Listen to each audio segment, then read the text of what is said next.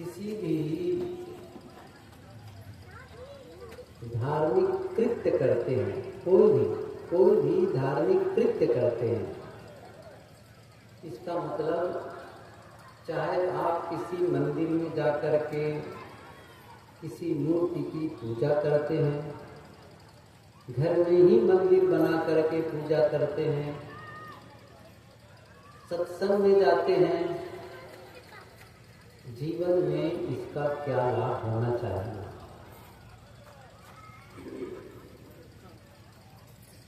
हम यहाँ आकर के कुछ सीखते हैं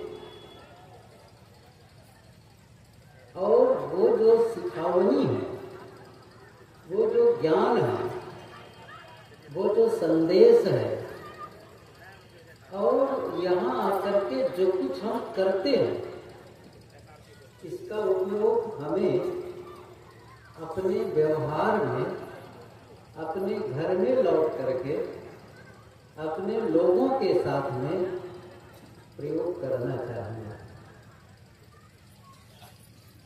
जब आप किसी आश्रम में आते हैं, जैसे मैंने कहा कि सत्संग में आते हैं, तो यहाँ पर क्या सीखते हैं? जो आप यहाँ सीखते हैं उसका प्रयोग कहाँ करना चाहिए? उसका प्रयोग लौट करके अपने घर में। जैसे मैं एक उदाहरण बताऊं आपको।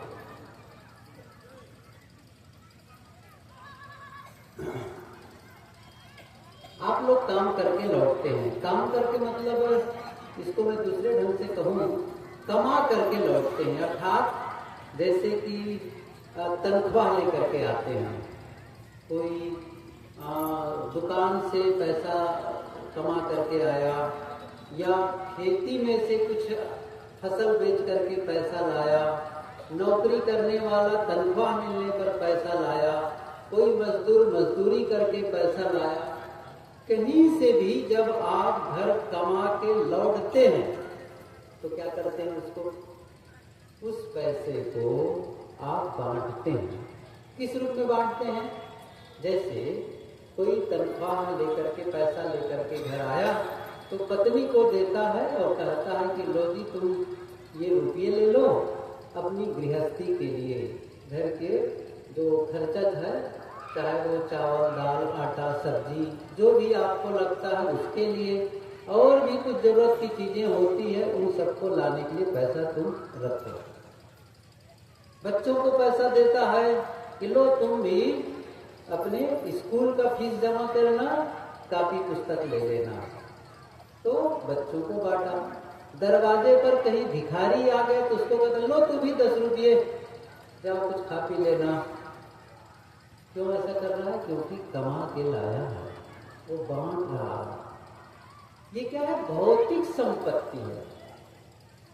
जब आप इस प्रकार से साधना में आगे बढ़ते हैं, जैसे मैंने कहा ना, चाहे सत्संग हो, चाहे मंदिर में जाकर के करें, या अकेले में बैठ करके आपने ध्यान किया, चिंतन किया, स्वाध्याय किया, कुछ भी आप करते हैं जिसको आप मानते हैं कि थोड़ा मेरे आध्यात्मिक कमाई है, तो जो आप कमाई करते हैं, जो आध्यात्मिक संपत्ति इकट्ठी करते हैं, उसको भी बांटे, उसको भी लोगों में वितरित करें। जैसे यहाँ आते हैं, जब यहाँ आते हैं संतों के बीच में क्या करते हैं? झुक करके पैर छूते हैं, है ना? कुछ लोग तो इतने भावुक होते हैं कि अपने माथे को संतों के पैर पर रख देते हैं।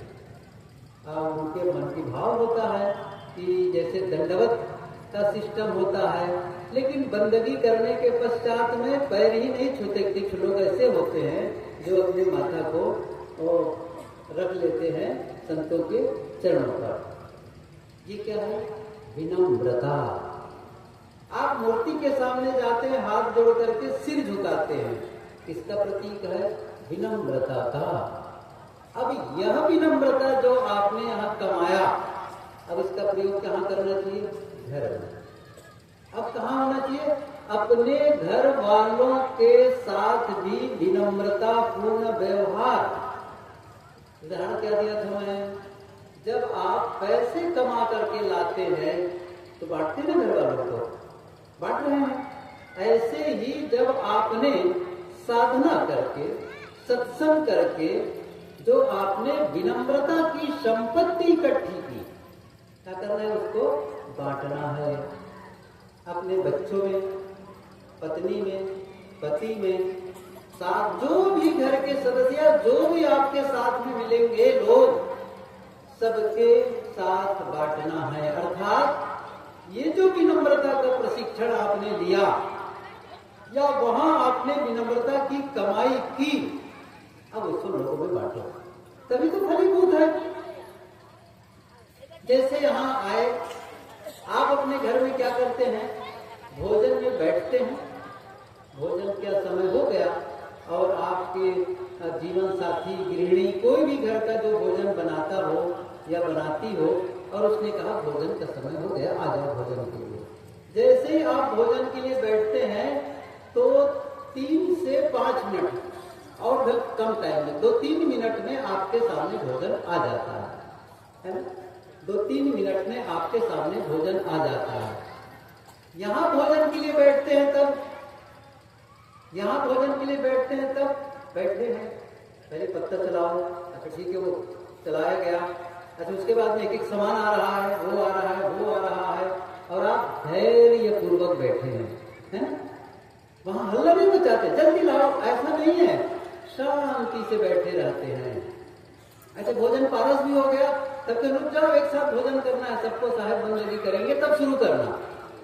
यहाँ तो कम लोग हैं, प्रयागराज में जाते हैं तो हजारों की संख्या में रहती है, तो बैठे बैठे 15 से 20 मिनट तक आप इंतजार करते हैं, तब जाके भोजन मिलता है। सही कह रहा हूं? अब क्या सीख रहे हैं यहाँ पर? धैर्य रखना। घर में किसी प्रकार से कोई ऐसी बात हुई जो आपके मन के अनुरूप नहीं हो पाया, आप जितनी जल्दी आप चाहते थे उतना नहीं हो पाया, आश्रम जाके क्या सीखे थे? क्या सीखे थे? धैर्य। अब कहाँ प्रयोग करना है? वो धैर्य का प्रयोग घर में करो। क्या करना है? वहां भी आपको शांति से इंतजार करना है, और क्या कह देना है? कोई बात नहीं, 2 मिनट की जगह 4 मिनट लगा लो, मैं इंतजार में हूं, क्योंकि मैं प्रशिक्षित होके आया हूं। क्या हो गया? ट्रेनिंग लेके आया है। होता है कि सही कि नहीं? अब देखो, अब गए तो वहां तो आप धैर्य कर लिए, क्योंकि वहां आप चिल्लाएंगे तो फिर कैसे बनेगा? तो आप कहेंगे नहीं, तो फिर वहां आप शांति से निपटा लिए। लेकिन क्या वह शांति, वह धैर्य आपका कायम है घर में? और यदि कायम नहीं है, इसका मतलब आप वहां से कमा के नहीं आए हैं, वहां से आप धैर्य की कमाई करके नहीं आए हैं। आप गए हैं, कैसे गए हैं? वो सदगुरु कबीर की पंक्ति है कि जैसी गोली गुमज की नीच परी ढहराए, तैसा हृदय मूर्ख का शब्द नहीं ठहराए। मंदिर गोल होता है ना, मंदिर ऊपर गोल गुंबद बना रहता है, और वहां पर गोली गोल शीशे की गोली रखो, गोल हो, ऊपर रखोगे तो जैसी गोली गुमज की नीच परी ढहराए, मुड़क करके नीचे आ जाता है।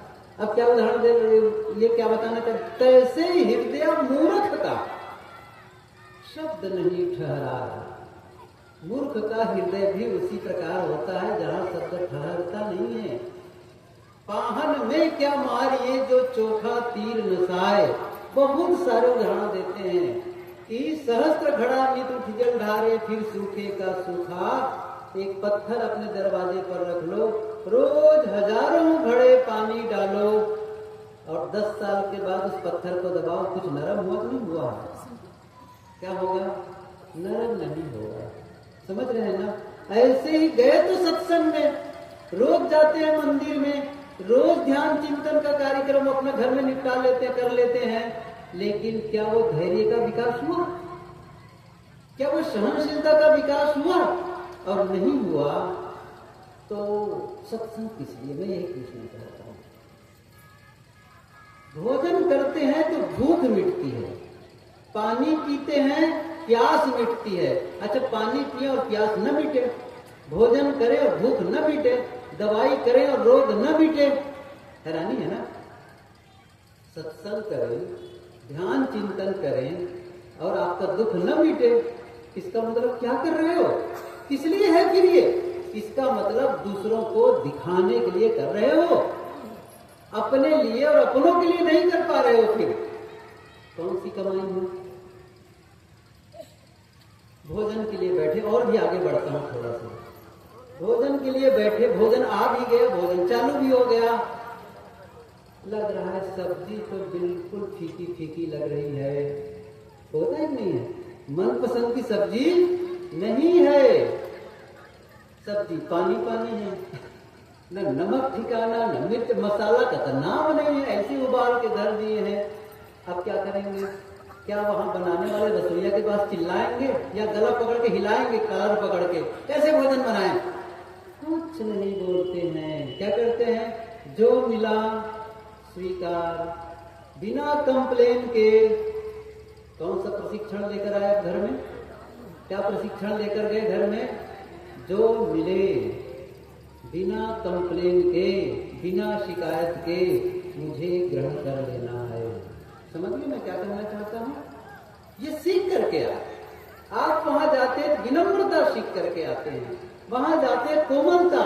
कोई संत या कोई बड़े आपको किसी बात को लेकर के डांट दिए, होता है कि नहीं होता है? कभी कोई बात हुई, मतलब हो सकता है वहां की व्यवस्था के हिसाब से आपको पूरी जानकारी नहीं है, और किसी वहां के रहने वाले ने देखा कि आप गलती कर रहे हैं, तो उसने कहा नहीं ऐसा नहीं करना चाहिए, वैसा करना चाहिए, क्या कर रहे हो? ऐसा उसने थोड़ा से तेज स्वर में कह दिया, तेज स्वर में। तो वो तेज स्वर को सुन करके भी आप कोई प्रतिक्रिया नहीं, मतलब उन्हें भी उसी इंटेंसिटी से, उसी तेजी में आप उत्तर नहीं देते हैं। क्या कहते हैं? हाँ हाँ गलती हो गई, समझ रहे हैं ना? ये आप सीख करके गए हैं। मतलब किसी की जोर की आवाज, कोई यदि मुझे इस प्रकार से भी बोले, तब भी मुझे लौट करके मुझे इस प्रकार से गलत शब्दों का प्रयोग नहीं करना है। अब ये जो सीख करके जा रहे हो, उसको वहां भी प्रयोग करो घर में, और तभी इसका मतलब है। नहीं तो ये इतना बड़ा आयोजन, इतने सारे खर्च, आप लोग भी समय निकाल कर आते हैं, आप लोग भी धन देते हैं, मैं सच बताऊं उसका कोई मूल्य नहीं रह जाएगा। ऐसा लगेगा मनोरंजन करने आए थे, जैसे कोई थिएटर में चला जाता है 3 घंटे के लिए सिनेमा हॉल में, और मजा आ गया सिनेमा देख करके। ऐसे ही 3 घंटे सत्संग करके लौटे, मजा आ गया। कहाँ है वो मजा? मजा आता है तो मजा चला जाता है। और मैंने शुरू दिन कहा था, जो ज्ञान आप श्रवण करें वह आपके जीवन का हिस्सा बन जाए। धर्म कोई टोपी है? जो आप गए मंदिर में तो टोपी लगा ले, मंदिर से निकले तो बाहर निकाल लिए टोपी को। धर्म टोपी नहीं है, धर्म चमड़ी की तरह है जो आप में चिपक जाए। और सच बताओ ना, धर्म कहीं बाहर है नहीं है। आप क्या मानते, मंदिर में धर्म है? क्या किसी तीर्थ में धर्म है? किसी सत्संग स्थल में धर्म है? किसी आश्रम में धर्म छिपा बैठा है? धर्म सबके दिल में है। उस धर्म का उद्घाटन, उस पवित्रता का उद्घाटन, ये केवल यहां जो बातें होती है वो उद्घाटन के लिए। मैं कितनी बार यह उदाहरण दिया करता हूं। आपको दूध दिया गया, आपको दूध दिया गया। अच्छा, दूध में क्या होता है कि एक साथ चीनी नहीं मिलाई गई, और आपके दूध में 2 चम्मच चीनी डाल करके वहां आपको दे दिया गया, आप पियो। अच्छा, चीनी का स्वभाव क्या है? दूध की तली में, उस बर्तन गिलास के तली में जाकर के चीनी बैठ जाती है, शक्कर बैठ जाती है ना, चम्मच भी दी है। लेकिन आपने क्या किया, दूध जब मिला तो ऊपर से आप पीना शुरू कर दिए, और पीते पीते पीते पीते क्या हो गया, जब पूरा फीका वाला दूध पी लिए, अंतिम में पता चला इसमें क्या था। सही एक नहीं है? संत लोग क्या करते हैं, समझ रहे? और उस चम्मच को लेकर के जब उस चीनी को ऐसा घोल दिए तो क्या हो गया, वो पूरी तरह से जो चीनी है पूरे दूध में वो तो प्रोत हो गया, पूरा दूध मिठास से भर गया। बस यही काम है। वो जो ज्ञान है, वो जो सद्गुण है, सबके भीतर वो तली में बैठी हुई है। संत जन सत्संग के माध्यम से वो चम्मच का काम करते हैं, हिला देते हैं और आपका जीवन मिठास से भर जाता है। बट ये होना चाहिए, नहीं तो क्या हुआ, हम नहीं हिलाएंगे, हम अपनी बात अपने ढंग से जीते रहेंगे, नहीं बनेगा। परिवर्तन, आप समझो, परिवर्तन, परिवर्तन का क्या मतलब है? जीवन जैसा है वैसे ही जीते रहेंगे तो क्या होगा, हमें परिणाम भी वही मिलेगा जो अब तक मिलते आया है। यदि हम भिन्न परिणाम चाहते हैं, अलग परिणाम चाहते हैं, तब हमें अपने क्रियाकलापों को बदलना होगा। एक्शन चेंज, समझ रहे ना? अपने विचारों में परिवर्तन लाना पड़ेगा, शब्दों में परिवर्तन लाना पड़ेगा, अपने क्रियाकलापों में परिवर्तन लाना पड़ेगा, तभी रिजल्ट बदलेगा, नहीं तो रिजल्ट नहीं बदलेगा। फिर अभी आज दुखी है, आज अशांत है, आज लड़ाई झगड़े वाली आपके पारिवारिक स्थिति है, चाहे पति पत्नी हो, भाई भाई हो, कला है, कमाल की बात है। शादी होती है, एक दूसरे को बस थोड़े दिन में समझ लेना चाहिए। पति पत्नी एक दूसरे को समझ ले कि भाई पत्नी का स्वभाव कैसा है, पति का स्वभाव कैसा है, किस बात को लेकर के वो पसंद नहीं करते हैं, कौन सी बात उनको अच्छी लगती है या अच्छा लगता है, तो भी देख लीजिए उनको। थोड़ा जिस चीज को पसंद नहीं है थोड़ा एवॉइड करो, थोड़ा हटाओ, उसको दूर कर दो, नहीं करो ऐसा काम।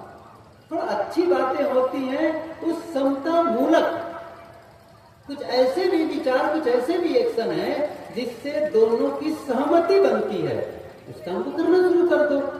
समझने में वक्त नहीं लगे, थोड़े दिन, मैं कहता हूं 1 साल में समझ लो, बहुत होता है वैसे, 2 साल में समझ लो, नहीं समझ पा रहे हैं, कब तक समझेंगे? आपके बाल बच्चे भी बड़े हो गए तो भी लड़ाई झगड़ा चालू है पति पत्नी में, कैसा जीवन? साथ साथ रहना ही है और लड़ के रहना है। ये कौन सी नासमझी का जीवन जी रहे हैं? कौन बदलेगा इसको? आप बदलेंगे, आप बदलेंगे, आपको बदलना है। कोई बात नहीं, हो सकता है वो नहीं समझ रहा है, आप तो समझदार बन जाओ, हो सकता है उनके बोलने में का ढंग सही नहीं है करने का, ठीक है, या तो फिर बदल दो, फिर सिस्टम में खत्म कर दो, छोड़ दो। तो नहीं छोड़ पा रहे, साथ रहना है तो प्रेम पूर्ण रहो, सहन करके रहो, शांत रहना सीखो, तभी काम बनेगा। नहीं कैसे बनेगा? तो वो जो यहाँ जो आपके भीतर शक्ति है, मैं कह रहा हूं, क्या आपके भीतर में शक्ति नहीं है? क्या वो जो सद्गुण की चर्चा होती, जिन सद्गुणों को जीवन में धारण करके आपका जीवन मंगलमय हो सकता है, शांतिमय हो सकता है, क्या उन सद्गुणों की शक्ति नहीं है? देखिए मैं एक बात बताऊं, बीज होता है ना, बीज, बीज में वृक्ष की संभावना है। बीज में क्या वृक्ष की संभावना नहीं है? बहुत बड़ा वृक्ष छिपा हुआ है, अव्यक्त रूप में दिखाई नहीं दे रहा है। यदि वहां वृक्ष नहीं होगा बीज में, तो कभी भी वृक्ष नहीं बन सकता है। किसी ने बहुत सुंदर कहा है, एक एप्पल, सेब, सेब में कितने बीज हैं? सेब में कितने बीज हैं कोई अनाड़ी आदमी भी गिन के बता सकता है, लेकिन एक बीज में कितने सेब हैं कौन बताएगा?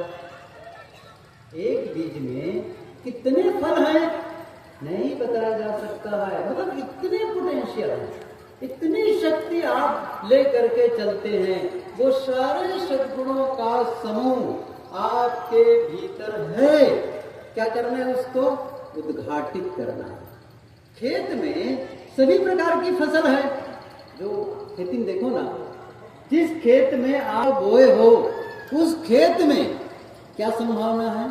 उसमें संभावना है गन्ना होने की, उसमें संभावना है गेहूं, उसमें संभावना है धान होने की, उसमें संभावना है सब्जी की फसल होने की।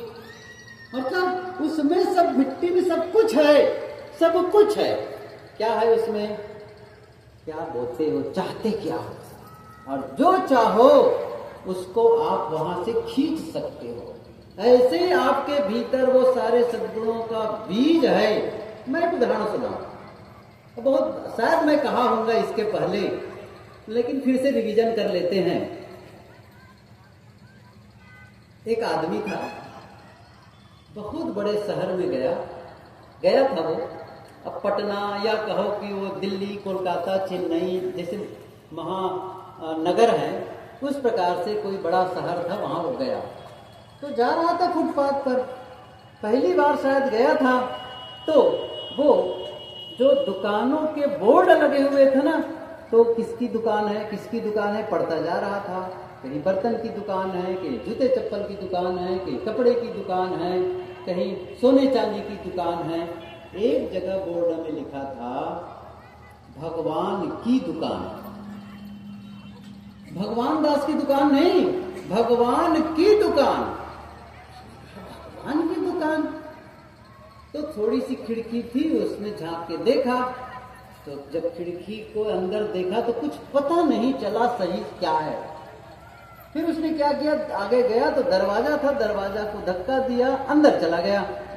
और जैसे ही उस दुकान के अंदर घुसा, आश्चर्यवत पश्यत, एकदम बड़े बड़े स्तंभ, बहुत ऊंची छत, बहुत बड़ा हाल जैसे है ना बना, बहुत बड़ा हाल। आश्चर्य, इतना बड़ा। और केवल हाल बड़ा नहीं था, वहां बहुत सारी चीजें रखी हुई थी।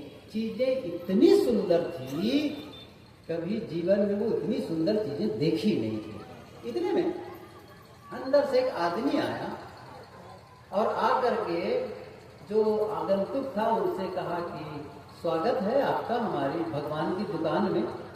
उसने कहा कि भैया ये बाहर से तो पता नहीं चलता है, लेकिन यहाँ अंदर में इतने बड़े सुंदर सुंदर चीजें, इतना बड़ा हाल है, क्या ये सचमुच भगवान की दुकान है? हाँ बेशक भगवान की दुकान है। ओ, इतनी सुंदर सुंदर चीजें जीवन में हमने कभी नहीं देखी है। हाँ सर भगवान की दुकान है, सुंदर चीजें होंगी ही। अच्छा हाँ, अच्छा बताओ कि ये जो दिख रहा है इतना सुंदर दिख रहा है, इतना सुंदर है कि क्या नाम है इसका? उन्होंने कहा इसका नाम है धैर्य। अच्छा धैर्य इतना सुंदर है। अच्छा उसका क्या नाम है? उसका नाम है क्षमा।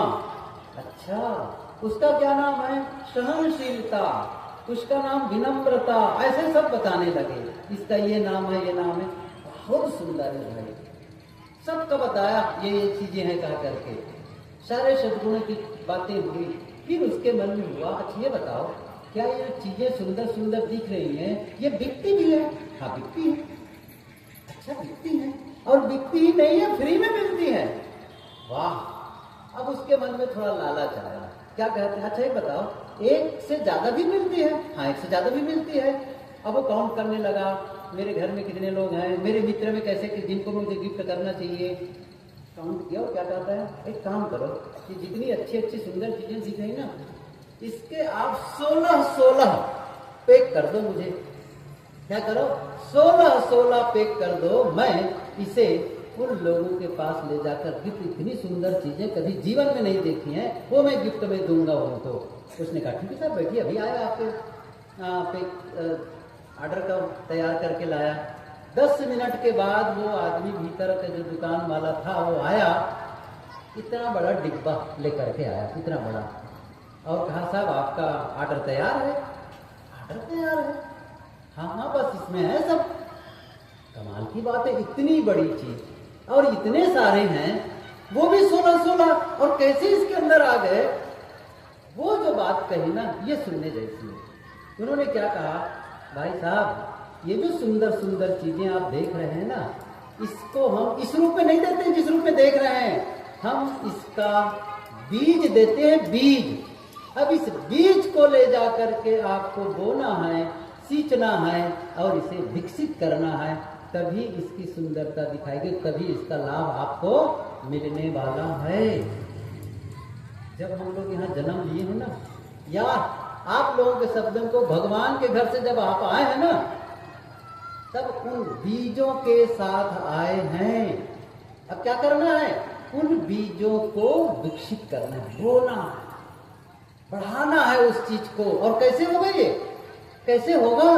ऐसे नहीं हो जाएगा कि आप, जैसे कि साहब ने कहा है कि प्रेम न बाड़ी उपजे, प्रेम न हाट बिकाए, राजा प्रजा जही रुचे, शीश दिए ले जाए। आप सोने चांदी खरीद के ला सकते हैं, कपड़े खरीद के ला सकते हैं, जमीन खरीद लेते हैं, अन्न खरीद लेते हैं, क्या आप प्रेम खरीद ला पाएंगे? क्या धैर्य और सहनशीलता खरीद के ला पाएंगे? क्या शांति को खरीद के ला पाएंगे? बाहर ये मिलने वाली चीज नहीं है, वो आपके जीवन की चीज है। लेकिन वो जीवन में तभी आपके लिए फायदेमंद हो सकती है जब आप उसका प्रयोग करें। कैसे करेंगे? कैसे बोएंगे कि उसको फिर से बहुत सारी फसल आपके लिए हो जाए? कहाँ बोएंगे? जीवन का बीज जीवन में बोना पड़ता है। मैं एक सूत्र बता दूं, बात खत्म हो जाएगी, समय हो जाएगा। दूसरों, एक ख्याल करना, इसको मैं 2 बार बोलूंगा। दूसरों के जीवन में जो आप बोते हैं उसे आप अपने जीवन में काटते हैं। दूसरों के जीवन में जो हम बोते हैं उसे हम अपने जीवन में काटते हैं। वो क्या है? कल्पना करो, यदि मैं दूसरों के जीवन में क्रोध का बीज बोता हूं तो अपने जीवन में क्रोध की फसल काटूंगा। नफरत का बीज बोता हूं तो नफरत की फसल काटूंगा। घृणा का बीज बोता हूं तो घृणा की फसल मैं अपने जीवन में काटूंगा। प्रेम का बीज बोता हूं, दूसरों का मतलब समझ रहे मैं क्या कर रहा हूं? दूसरों का मतलब आपसे अलग, अर्थात वो पत्नी हो सकती है, पति हो सकते हैं, सास हो सकती है, ससुर हो सकते हैं, भाई हो सकते हैं, एनीबॉडी, कोई भी, या आपके मित्र हो सकते हैं, या आपके ग्राहक हो सकते हैं, कोई भी। क्या बोल रहे हो? क्रोध जो आप भेजते हैं, आपके द्वारा जो भी निकलेगा वो शब्दों के रूप में, विचारों के रूप में, भावनाओं के रूप में, क्रिया के रूप में, वो सब लौट करके आने वाला है। उसकी फसल, ये नियम, ये सब हो ही नहीं सकता है कि आप किसी के जीवन में नफरत बो और वहां से आपको प्रेम मिले। ऐसा नहीं होगा। आप जो बोगे आप काटोगे उसको। इसलिए हमेशा ध्यान रखो, बोते समय ध्यान रखो, बोते समय हमेशा ध्यान रखो। किसी ने बहुत सुंदर कहा है, जिस फसल को काट रहे हो यदि उसे पसंद नहीं कर रहे हो तो जिस बीज को बोने जा रहे हो उसकी जांच कर लो। अभी फसल काटने का मतलब है जो आप रोज महसूस कर रहे हो। क्या महसूस कर रहे हो? क्या अनुभव कर रहे हो? स्वास्थ्य का अनुभव कर रहे हो, बीमारी का अनुभव कर रहे हो, सम्मान का अनुभव कर रहे हो, अपमान का अनुभव कर रहे हो, प्रेम का अनुभव कर रहे हो कि लड़ाई झगड़े का अनुभव कर रहे हो, शांति का अनुभव कर रहे हो कि अशांति का अनुभव कर रहे हो? देख लो जरा से। यदि आप अशांति का अनुभव करते हैं, दुख का अनुभव कर रहे हैं, बीमारी का अनुभव कर रहे हैं, गरीबी का अनुभव कर रहे हैं, अपमान का अनुभव कर रहे हैं, तो क्या है? उस बीज की जांच कर लो जो बोने जा रहे हो। तो ऐसा न हो कि आज अपमान की फसल काट रहे हो और अपमान का बीज बोने जा रहे हो। देख लो, तब सम्मान का बीज बोना होगा, प्रेम का बीज बोना होगा, विश्वास का बीज बोना होगा, क्षमा का बीज बोना होगा। जब तक आप दूसरे की गलतियों को क्षमा नहीं करेंगे तब तक आपको अपनी गलती पर क्षमा नहीं मिलेगी। हमेशा ध्यान रखो, क्षमा मांगने की आदत डाल लो, बस मेरी बात मान जाओ। आज क्षमा करना तो सेकेंडरी है। क्या होता है मैं बताऊं क्या होता है? मैं क्षमा कर दिया, अहंकार हो सकता है, मैं क्षमा कर दिया। मांगो क्षमा, मुझे गलती हो गई, क्षमा मांग लो, बस विनम्र हो जाओ। अभी सुन रहे थे ना, सबते लगता भली तू आपा को डार दे, दया करे सब कोई। विनम्र हो जाओ, बस मुझे क्षमा कर दो। देखो मैंने कौन सी गलती की है, मेरी गलती नहीं है, गलती उसकी है, वो क्षमा मांगेंगे। इंतजार मत करो, रिश्तों को निभाना सीखो। तो मैं कह रहा था कि दूसरों के जीवन में जो आप बोते हैं ना, उसे अपने जीवन में आप काटते हैं। आप प्रेम कर सकते हैं, धैर्य रख सकते हैं, विनम्र हो सकते हैं, मीठे शब्दों का प्रयोग कर सकते हैं, क्षमा कर सकते हैं, ईमानदारी का व्यवहार कर, ये सारे सद्गुण आप में करने की एबिलिटी है। ये रिस्पॉन्सिबिलिटी भी है। रिस्पॉन्सिबिलिटी एक इंग्लिश का शब्द है। रिस्पॉन्ड करने की एबिलिटी, योग्यता है आप में। जो आप प्रतिक्रिया करते हैं, रिएक्शन करते हैं, उस रिएक्टिव मोड से रिस्पॉन्ड मोड में आ जाओ। रिस्पांस देना शुरू कर दो। रिएक्शन बिना सोचे समझे उत्तर दे देना नहीं, अब सोच करके यह बोलना है कि नहीं बोलना है। साहब ने कहा ना, विचार करके काम करो विचार तो सब कुछ जाए। इसलिए ये पंक्ति सबको याद है।